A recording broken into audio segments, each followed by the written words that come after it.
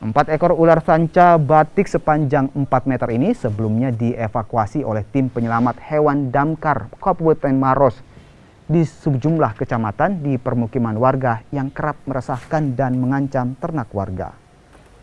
Satwa reptil yang dikenal berbahaya ini kemudian diserahkan pada petugas Balai Besar Konservasi Sumber Daya Alam BKFTA Provinsi Sulawesi Selatan untuk dilepasliarkan ke habitat aslinya.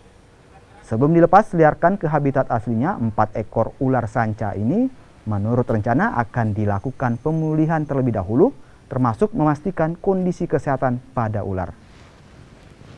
Tim BRU Balai Besar KSDA Sulawesi Selatan dengan menerima telepon dari Kabid Damkar Kabupaten Maros bahwa ada ular sebanyak 4 ekor akan diserahkan.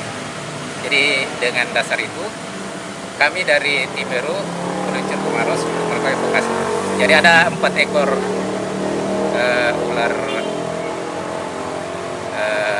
yang diserahkan dari masyarakat. Ular jenis apa nih Pak yang diserahkan?